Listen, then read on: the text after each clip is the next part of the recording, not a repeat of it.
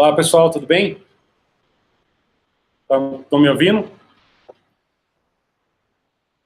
Só pegar aqui o link para a gente começar a palestra aqui, só um instantinho.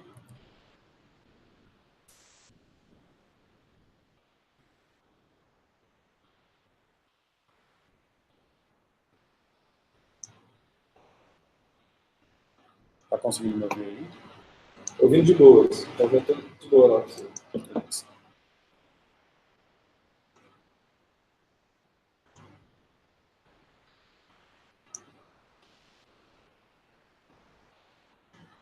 Tem eu e o Silvio só na sala até agora. Esse já deixa eu entrar. É que você mandou o link agora, tinha que esperar mais um pouquinho, colocar uma fotinha. Tá? Eu falo para aguardar um pouquinho mais. Tem 3. Só aguardar o pessoal entrar aqui, que o link foi disponibilizado agora. Então, só uns minutinhos aí, viu? Eu vou, ao mesmo tempo, aparece aí o que está digitando, você está vendo? Do lado eu estou respondendo as pessoas que estão pensando. Eu fico respondendo para você não perder muito tempo. Beleza.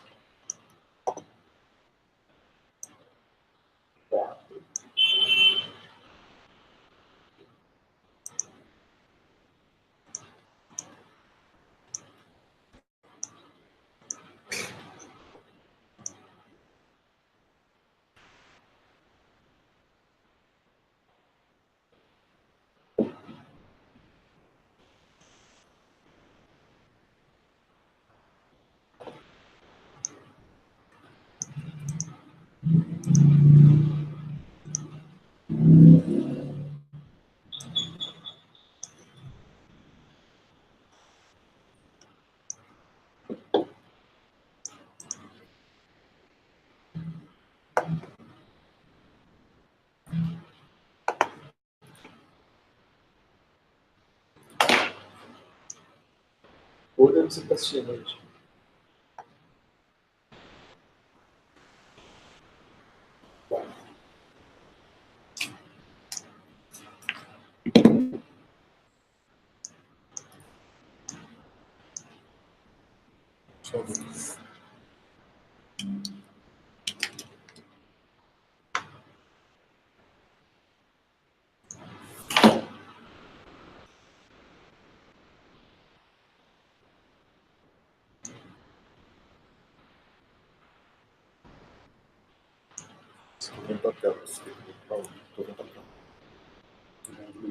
Deixa eu melhorar aqui. Tem que compartilhar essa.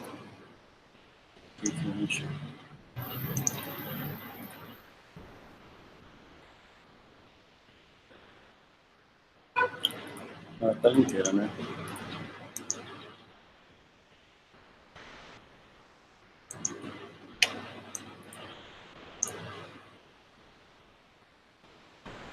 Já 5 anos.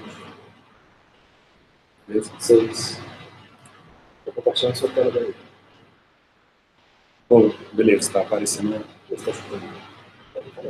Beleza? Pessoal, vamos começar aqui. Que a palestra de hoje é sobre o IPCA, né? Fazer uma estimativa baseada em suavização exponencial. Nós temos aqui, são 4 modelos que a gente vai ver hoje, que é a questão das médias móveis simples, a suavização exponencial simples, a exponencial de Holt-Winters. É importante, isso daqui basicamente, com isso daqui você vai ter uma ideia de quando utilizar cada um dos modelos, né? Então, os 2 primeiros aí, que é as médias móveis simples e a suavização exponencial simples, elas são para séries localmente constantes. Então, a gente vai ver aí que são séries que elas não estão tendo tendência ou não têm sazonalidade, e a gente pode utilizar esses 2 modelos de uma forma bem mais segura. A suavização exponencial de Holt, ela é para série que apresenta tendência. Então, quando você observar uma tendência na sua série, esse modelo daí, ele vai ser mais próprio para você utilizar ele. A suavização exponencial de Holt-Winters é quando ela apresenta sazonalidade. Então, a gente vai utilizar esse modelo aí para fazer as estimativas, tá? O que a gente vai perceber aqui? Quando a gente baixar aqui os dados, mostrar os dados de PCA, você vai ver que ele não apresenta nenhuma tendência, nenhuma sazonalidade tão forte assim para a gente. Então, o que a gente vai fazer? Nesses dois modelos, eu vou pegar outra série de dados e depois vou deixar como exercício para que utilize na série de PCA para vocês verem os resultados que vão dar lá. Vai ser bem interessante para vocês. Então, qual que é o conceito básico aí? Então, por que a gente utiliza previsão, né? O que acontece? Quando a gente está modelando, a gente pode modelar com séries temporais de duas formas, né? A gente pode utilizar, no caso IPCA, uma variável e modelar partindo do pressuposto que o comportamento padrão está dentro daquela série, ou a gente pode pegar, por exemplo, várias variáveis para dar como resposta IPCA. Em geral, o que acontece? A gente tem a questão de custo, tem a questão de tempo para você dar essas informações. Então, a gente está pegando aqui a própria série como base para achar o padrão da série. Então, o propósito aqui é distinguir padrão do ruído. Então, quando a gente está modelando, a gente tem os valores que ele é um padrão, mais o ruído, e a gente vai tentar retirar esse ruído para fazer a modelagem, tá? Eu coloquei aqui, não está dando para ver muito bem, mas por que eu falei de Tales de Mileto, né? Porque Tales de Mileto foi o primeiro, vamos dizer assim, ele é filósofo, né? Mas ele foi o primeiro a mostrar a importância dos conhecimentos da natureza, da filosofia, da matemática, para prever padrões. Então, ele, na época, previu que iria ter uma safra grande de azeitonas. O que ele fez? Ele resolveu alugar várias terras para produzir azeitona, já que ele tinha essa previsão e ele começou a ganhar bastante dinheiro a partir disso. Então, esse é o primeiro registro que a gente tem de um cientista, vamos dizer assim, utilizando previsões, né? Aqui eu estou só mostrando para vocês esse link daqui, vocês estão vendo aqui na tela, vocês podem pegar, copiar eles aí no computador de vocês, vocês têm acesso. Então, vocês conseguem copiar, por exemplo, esses dados daqui que estão na tela, você copia esse link, depois vocês fizerem um passo para vocês aqui, mas podem, é um link bem facinho, e aqui você pode utilizar já no R, tá? Mais para frente eu vou dar a gente vai passar primeiro pela parte teórica e depois vai para a parte prática no R, tá? Então aqui vocês vão conseguir ter acesso a esses dados, que é os dados de IPCA. Então o que é um modelo de suavização de média móvel simples? Esse é um modelo muito simples e é muito legal assim de utilizar, principalmente para quê? Quando a gente tem poucos dados, às vezes é muito difícil a gente pegar e fazer modelagem. Uma série temporal, quando a gente vai utilizar um modelo ARIMA, a gente precisa de um número razoável de dados para conseguir ter previsões razoáveis, no mínimo, né? E quando a gente não tem, por exemplo, a gente tem 12, 15 dados, um modelo desse daqui, como média móvel simples, suavização exponencial, ele pode resolver seu problema aí para previsão, tá? Então, como é que ele funciona? Basicamente, a média móvel é você pegar, por exemplo, se você tem 10 dados, por exemplo, de IPCA, vamos imaginar. Você pode fazer a sua média móvel pegando sempre de 2 em 2, de 3 em 3 dados e criando as médias. Então, você vai pegar, por exemplo, o primeiro dado, o segundo, o terceiro, você cria uma média. Depois pega o segundo, o terceiro e o quarto e cria outra média. Depois o terceiro, o quarto, o quinto e cria outra média. Assim sucessivamente, aí você vai chegar até o oitavo, o nono e o décimo e criar essas médias móveis simples. Por isso que ele diz que é móvel, porque ele vai, de acordo com o que vai acontecendo, os dados, você vai criando novas médias, ele é a média móvel simples, porque você tá botando nenhum peso para as observações, tá? Então, esse é o modelo mais simples que a gente tem, tá? Então, aqui, ó, a gente tem a representação dele. Se você quer K observações, então vamos imaginar o seguinte, se você tem 10 dados, você pode fazer ou pegar, por exemplo, o mais simples possível, seria pegar um dado só. Só que ele seria, quando você for fazer a previsão, basicamente, se você pegar um dado só, você está pegando a última observação. Então, você vai repetir os dados como se eles fossem previsões deles mesmos, entendeu? Ou você pode pegar no pior dos casos, no último dos casos, que é pegar todos os dados e tirar a média. Essa é a média com todos os dados. E aqui o K vai ser essa quantidade de observações que você vai utilizar para a média. Então, a gente utilizou aqui naquele exemplo anterior, que era o K igual a 3, ou seja, você tem 10 dados, você vai pegar o primeiro, segundo e terceiro, cria a média. Segundo, terceiro e quarto, cria outra média. Terceiro, quarto e quinto, cria outra média. Então, esse K é esse número de observações que você vai pegar para criar essas médias. Por isso que ele dizendo aqui que K como sendo o comprimento da média, tá? Então, a previsão dele, por exemplo, se eu tenho 10 dados, o que eu vou querer? Se eu quero o 11º como a previsão, eu vou pegar o 8º, o 9º e o 10º, tiro a média, e esse daí vai ser a nossa previsão para o 11º período. Para o 12º período, como é que a gente vai fazer?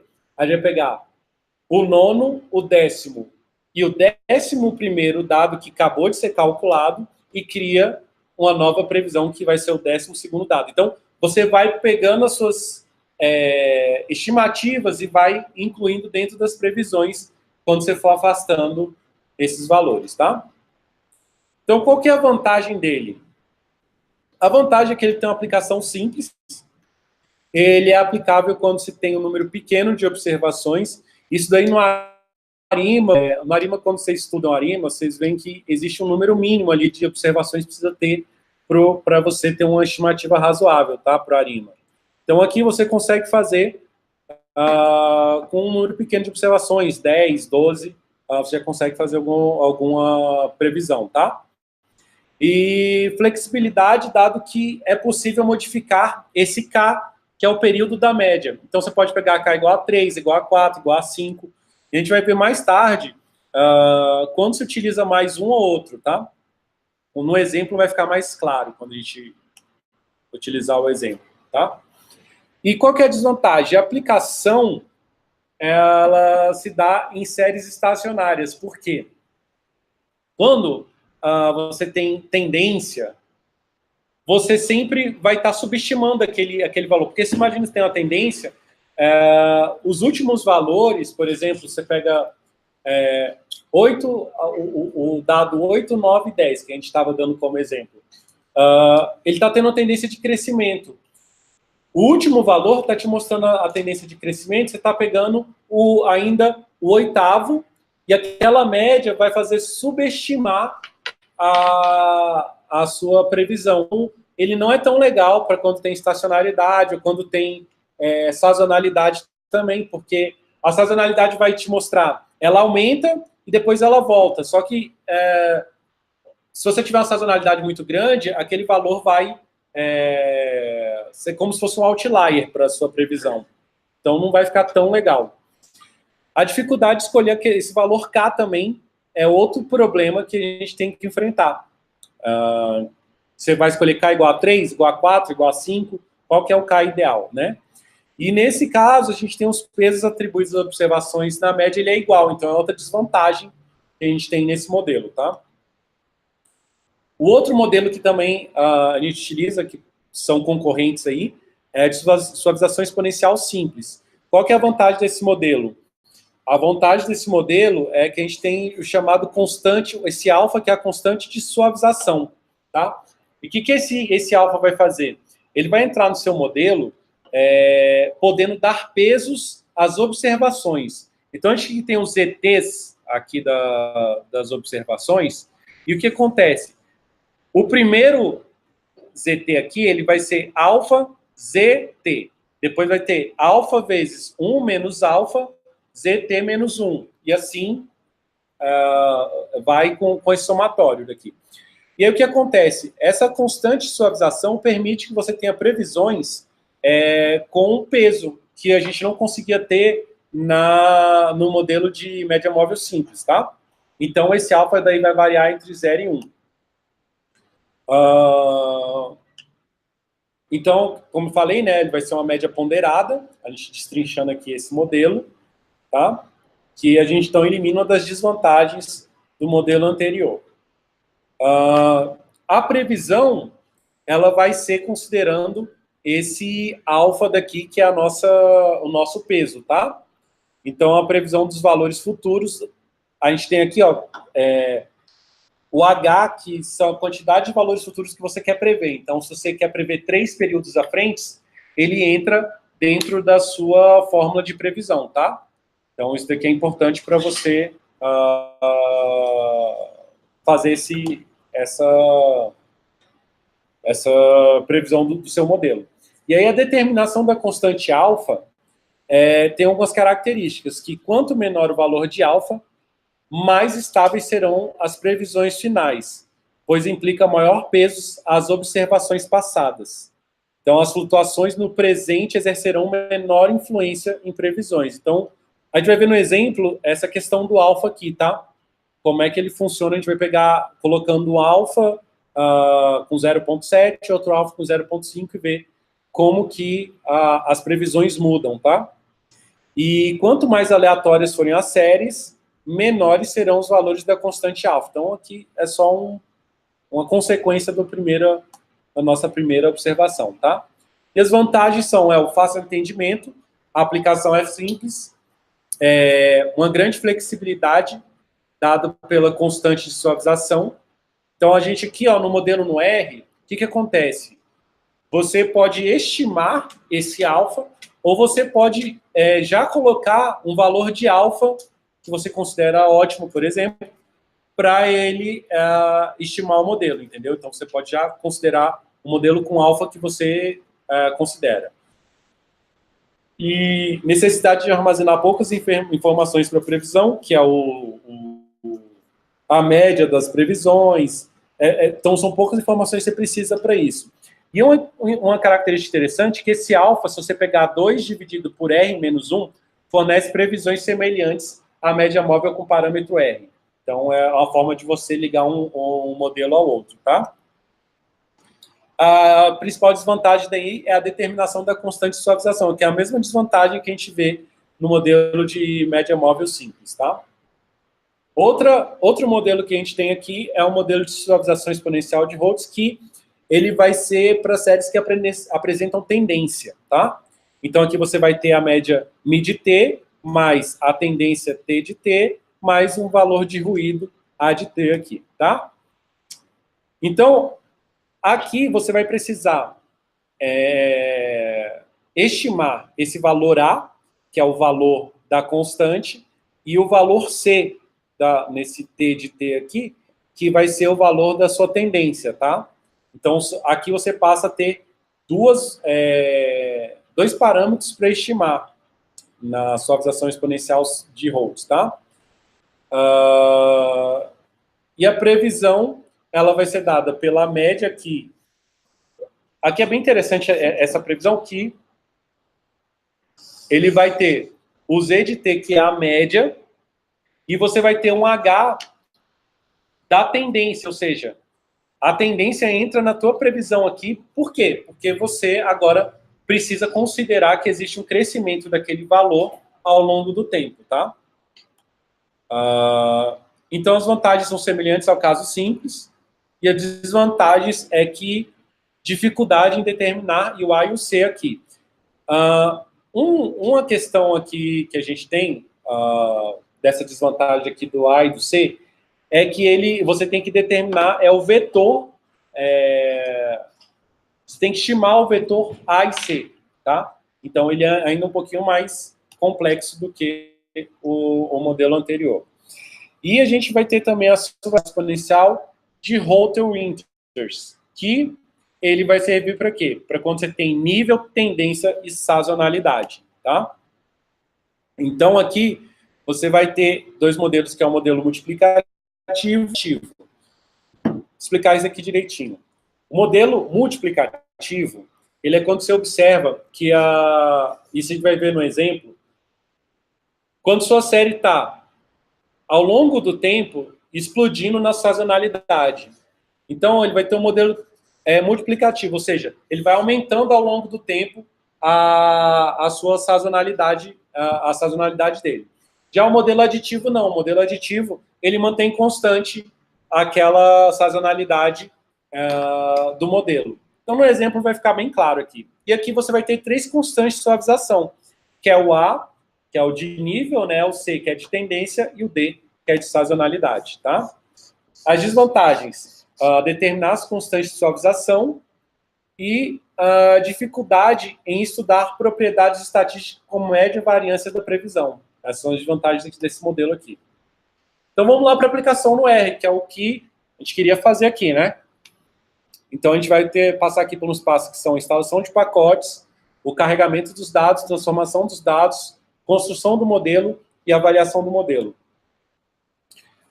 Vamos lá. Esses aqui são os pacotes necessários. Então, aqui, ó, gente, quando vocês pegarem o R, vocês vão poder copiar, vão ter que instalar os pacotes e depois utilizar cada um deles, tá? Aqui eu vou, conforme eu for passando o passo a passo aqui deles, qual pacote que a gente está utilizando para estimar os modelos, tá? Então, aqui, o carregamento vai ser feito através desse pacote, o read R aqui, e a gente vai ter esse read CSV, e aqui, esse endereço é o endereço do Google Docs que eu criei. Eu peguei a série de inflação, coloquei dentro do meu Drive, e você pode acessar, ele tem um link público, tá? Então, lá no final, tem as fontes e tudo, e tem um endereço tutorial de como fazer isso daqui. Porque você pode, por exemplo, colocar a sua série de inflação, se você utiliza isso todo mês, por exemplo, colocar a sua série de inflação, e você só vai alimentando essa planilha, e você depois, com o código do R, você roda, e você já tem as previsões ali automatizadas, tá? Então, a gente vai começar aqui com a transformação dos dados, que a gente vai pegar esses dados e a gente pega o PIB do mês, e tem lá também um PIB ano, aqui eu botei PIB, mas na verdade é IPCA, tá? Eu errei aqui o nome, mas não vai mudar muita coisa, não. O que acontece? Aqui no IPCA, você vai ter IPCA mês, que é o valor que deu naquele mês do IPCA. O PIB ano aqui, que é o IPCA do ano, ele vai ser o acumulado do ano inteiro, tá? Então, você pode trabalhar tanto com a série do acumulado, como da série do mês a mês. Aí vai depender do seu objetivo, tá? E aí, o que acontece? Aqui, tem esse start, que é dizendo a partir de quando que eu estou pegando a série. Então, a série começa em 94, no mês 1, e termina em 2018, no mês 8, tá? Aqui eu peguei a partir de agosto aqui, mas não tem problema, só depois atualizar, a gente atualiza também aqui nos dados. E o que acontece? Eu vou mostrar aqui o que acontece. Essa aqui é a série de 94 a 2018. Em 94, o Brasil está passando por um processo inflacionário de reestabilização da moeda. Então, aqui mostra ainda o final desse processo de reestabilização da moeda. Por que eu peguei e cortei a partir de 2004? Em 2003, tem um processo aqui no meio, que é um processo chamado de efeito Lula, que é da eleição do presidente Lula, e aqui também tem um pico. Então, eu resolvi pegar aqui que ele é mais comportado, tá? A partir de 2004. Você pode pegar a partir do tempo que você quiser, só que tem que sempre lembrar, dependendo do momento que você pega a sua série, alguns valores vão fazer diferença ou não ali na sua modelagem. Então, assim, a gente fazendo o corte aqui a partir de 2004, ele fica mais comportado, tem uma característica mais, vamos dizer, estacionária, né, do modelo. Então, aqui, ó, na nossa série, eu vou ter aqui série mais comportada, pegando a partir de 2004. Então, a gente pega esse comando aqui, o window, ele vai criar, justamente isso, vai criar uma janela da sua série, vai pegar uma janela da sua série de 2018, tá?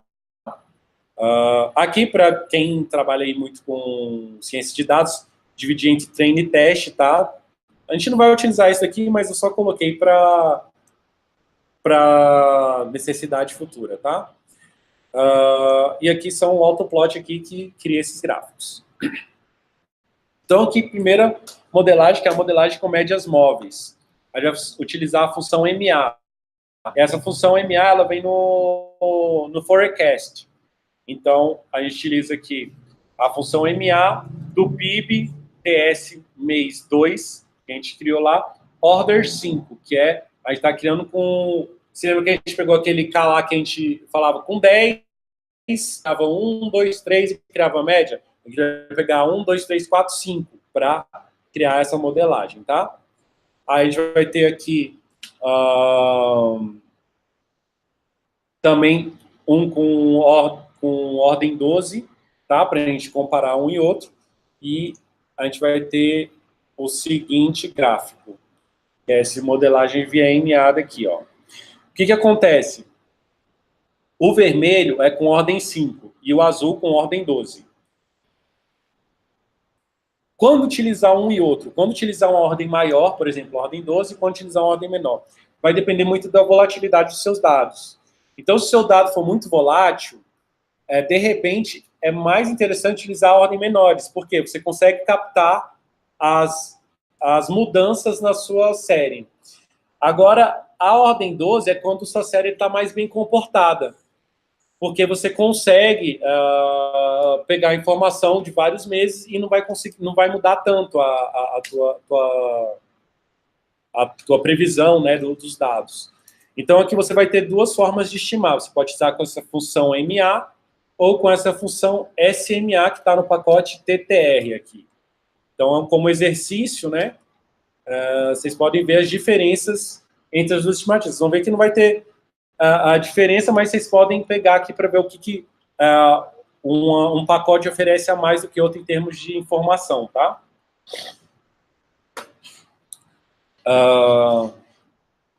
E a gente tem agora a suavização exponencial simples.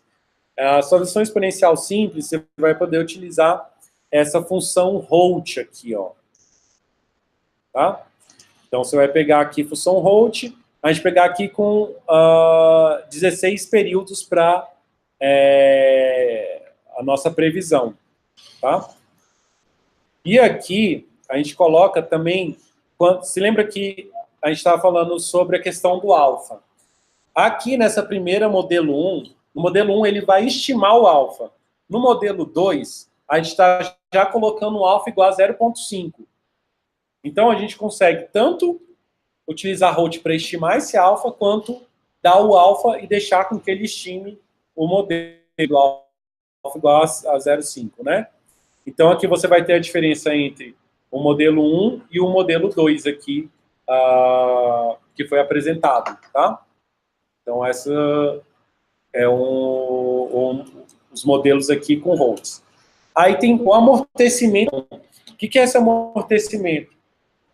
Em determinados momentos, você está vendo que a sua série está crescendo e você quer suavizar aquele crescimento das suas previsões. Então, você pode botar essa variável damped aqui, tá? E utilizar esse phi daqui, que é um valor do amortecimento, tá? Então, a gente fez o modelo 3 e 4 daqui, também, utilizando o modelo suavizado. E vocês observaram que lá ele estava com a inclinação maior, que ele está com a inclinação um pouco menor por causa dessa suavização. Aqui não tem muita diferença entre utilizar aqui o phi igual a 0,9 e 0,8. Então, ele ficou bem próximo um do outro, tá? Aí, a gente tem dados com tendência. Aí, a gente precisou pegar outro conjunto de dados, porque o padrão do IPCA, vocês observaram que ele é mais estacionário. E a gente teve que pegar uma série que apresentava uma tendência mais cíclica e com tendência e com sazonalidade, tá? Então, a gente pegou, só para mostrar aqui para vocês, esse aqui é o modelo. Então, aqui em preto, né? Então, o modelo de dados. E aí, o que acontece? Por que a gente observa que ele é um modelo multiplicativo? A gente está observando aqui que existe uma sazonalidade e ela vai crescendo ao longo do tempo. Quando tem esse tipo de padrão, a gente chama esse modelo de multiplicativo, tá? E a gente vai aqui pegar 4 formas de estimar ele, tá? O primeiro, a gente vai pegar um Holt, o Holt, ele não vai considerar sazonalidade, tá? Então, ele vai ser um modelo mais simples. Aqui, o HW, aqui, essa função HW, ele vai pegar o Holt Winters, que é o nosso modelo para sazonalidade. Então, a gente pegou aqui o modelo 6 com modelo aditivo. O modelo 7 é um modelo que a gente colocou com multiplicativo. E o modelo 8, a gente pegou multiplicativo com esse amortecimento daqui, que a gente botou o dumped, tá? Então, a gente fez esses 4 modelos e colocou a comparação entre eles aqui. Então, o que acontece? O primeiro modelo, que é o Holtz, ele vai ser uma reta aqui, ó. Ele vai ser bem simples. E aqui é os intervalos de confiança dele, tá? Nos outros 3 que a gente faz, não tem intervalo de confiança, que a gente só está subscrevendo aqui em cima do primeiro gráfico. Então, o modelo 5 é o nosso modelo aditivo. Olha que interessante aqui. Isso aqui que eu acho que é a parte mais informativa do negócio todo. Ele percebe que existe sazonalidade no aditivo. Mas ele fala o seguinte, ó, já que é aditivo, ele vai pegar como se fosse uma média dessas sazonalidades. Já quando a gente pega o modelo 7, que é o verde e o azul, eles estão bem próximos, por isso que não está dando muito para ver. Quando você pega os dois, ele já pega e já dá um aqui na sazonalidade. Ele fala, olha, crescer um pouquinho mais. 7 e 8, eles ficam bem próximos, tá? Então, esse é um modelo aqui, se a gente olhando de forma bem no olhômetro, né? Esse modelo 7 e 8 é mais interessante para a gente utilizar. Utilizar o histograma dos erros, que é uma função bem interessante aqui. Vocês podem pegar, copiar, ele vai gerar os gráficos de erros aqui do nosso modelo. Então, esses aqui são os gráficos do erro. E o que é interessante, aqui está pequeno, mas, por exemplo, o modelo 5 aqui, não está dando para ver, mas aqui ele está, a variação aqui é de menos 100 a 100. Muito nos erros. Aqui também, no modelo 6, também está tendo uma variação muito grande dos erros. Aqui, ó, você observa que as variâncias dos erros aqui é de menos 1 a 1. Então, são modelos que estão se comportando melhor. Ó, o modelo 8, o modelo 7 que a gente falou, eles são modelos que estão entre menos 0,1 e 0,1. Então, esses são modelos que estão se comportando melhor com os erros aqui, tá? Modelo 8, 9 e 10 aqui, vocês podem considerar que são outros modelos aqui que eu estava testando, tá? Então, esse daqui são possibilidades que vocês podem ter para trabalhar com séries temporais. Então, eles são modelos mais simples, tá? De séries temporais, modelos para quando você precisar fazer algumas estimativas, de repente, de dados aí que você não tem tanta informação ainda, te possibilitam aí criar previsões mesmo e assim, uma coisa que tem que ficar clara quando você está criando um modelo, é importante que o modelo ele tenha uma simplicidade para você explicar depois para as pessoas que você vai apresentar. Então, esses modelos deles são interessantes por isso. Eles te dão uma simplicidade para você apresentar essas previsões, tá bom? E aqui tem as fontes, então tem aqui o livro, que é a Análise de Séries Temporais do Moretti. Falou que é um livro ótimo. Tem aqui como importar os dados do Google Docs, que a gente fez no início, tá? Aqui tem os Gits sobre esses modelos aplicados em outros dados, tá? E aqui sites de internet que ajudam aí na explicação de modelos para o R e tudo mais. Então, basicamente, foi isso aqui que a gente tem para previsão com esses modelos mais simples de séries temporais.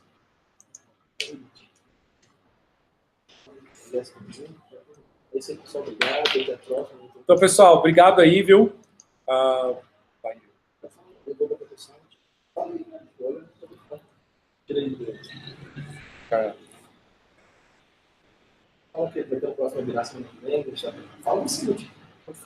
Então, pessoal, deixa eu falando aqui, ó. Deixa eu tirar aqui da tela para passar alguns recados para vocês, tá bom? Só um instantinho. Então, pessoal, isso daqui foi só mostrando os modelos assim mais simples. Esses modelos daí, historicamente, são os primeiros modelos temporais, tá?